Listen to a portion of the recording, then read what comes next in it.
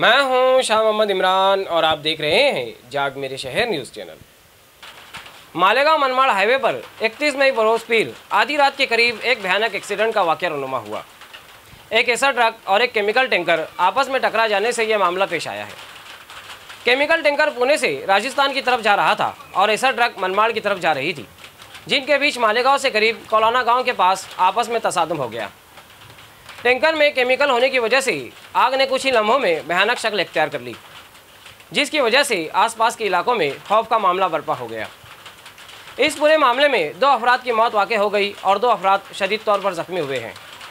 इसी दौरान हादसे का पता चलते ही फायर ब्रिगेड और पुलिस अमला जाए वारदात पर पहुंचा और आग पर काबू पाया गया।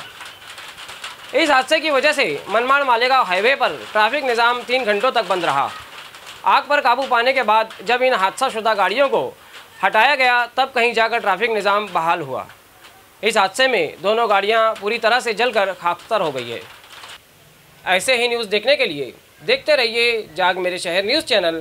कैमरामैन अमानुल्लाह के साथ। ऐसे ही अवामी बेदारी वाले वीडियोस देखने के लिए हमारे न्यूज़ चैनल को सब्सक्राइब करें और बेल आइकन के बटन पर क्लिक करके ऑल का ऑप्शन सिलेक्ट कर लें, ताकि हमारी हर वीडियोस की नोटिफिकेशन आपको मिलती रहे।